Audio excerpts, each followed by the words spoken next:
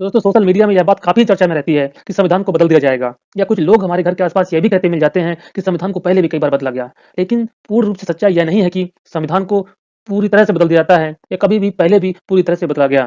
दोस्तों हमारे संविधान में कुछ अनुच्छेद होते हैं, उन अनुच्छेदों में संशोधन मात्र किया जाता है या तो कुछ अनुच्छेद जोड़े जाते हैं या समय के हिसाब से जो अनुच्छेद उपयोगी नहीं रह गए हैं, उनको हटाया जाता है। जब हमारा संविधान बना था, उस समय हमारे संविधान में 22 भाग 395 अनुच्छेद और 8 अनुसूचियाँ थी। अगर वर्तमान की बात करें, तो इस समय हमारे संविधान में अनुच्छेदों की संख्या बढ़कर के 467 हो गई है तथा अनुसूचियाँ 12 हो गई हैं। अगर संशोधन को एग्जाम्पल के रूप में देखें, तो हमारे संविधान में मौलिक कर्तव्यों को यानी फंडामेंटल ऑफ ड्यूटीज को 42nd संविधान संशोधन के द्वारा अनुच्छेद 51 ए में जोड़ा गया है।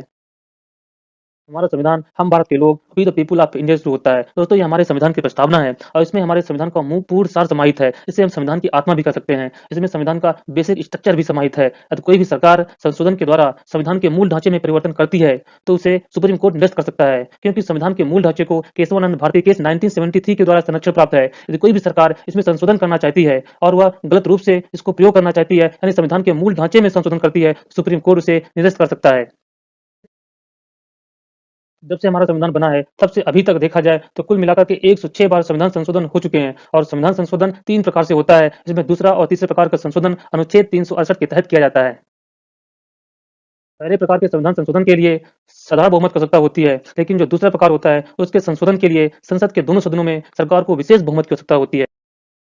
जो तीसरा प्रकार का संविधान संशोधन होता है, उसमें सरकार को संसद में स्पेशल मेजॉरिटी यानी विशेष बहुमत के साथ-साथ कम से कम आधे से अधिक राज्यों के अनुसमर्थन यानी अनुमोदन की भी आवश्यकता होती है।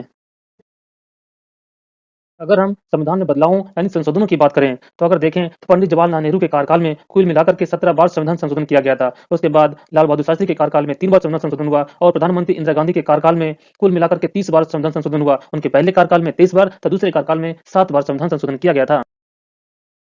प्रधानमंत्री राजीव गांधी के कार्यकाल में भी 10 बार संविधान संशोधन किया गया था।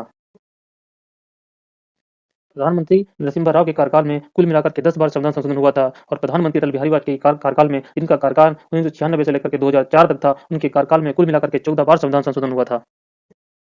अगर हम प्रधानमंत्री मनमोहन सिंह जी के कार्यकाल की बात करें, तो उनके कार्यकाल में 6 बार संविधान संशोधन हुआ था और वर्तमान प्रधानमंत्री मोदी जी के कार्यकाल में अभी तक 8 बार संविधान संशोधन हो चुका है। इस प्रकार अगर हम डाटा के रूप में देखें, तो सबसे ज़्यादा बार संविधान संशोधन श्रीमती इंदिरा जी के कार्यकाल में हुए थे। उस समय 30 बार संविधान संशोधन किया गया था। उसके बाद नंबर आता है पंडित जवाहरलाल नेहरू का, फिर उसके बाद अटल बिहारी वाजपेयी जी का नंबर आता है और वर्तमान सरकार में अभी तक 8 बार ही संविधान संशोधन हुआ है। तो इस प्रकार जो लोग सोशल मीडिया में कहते मिल जाते हैं कि वर्तमान सरकार ही संविधान को बदल रही है, यानी संशोधन कर रही है, यह पूर्ण रूप से सत्य नहीं है। पहले भी कई बार हमारे संविधान में संविधान संशोधन हुआ है, यानी संविधान को पहले भी कई बार बदला गया है।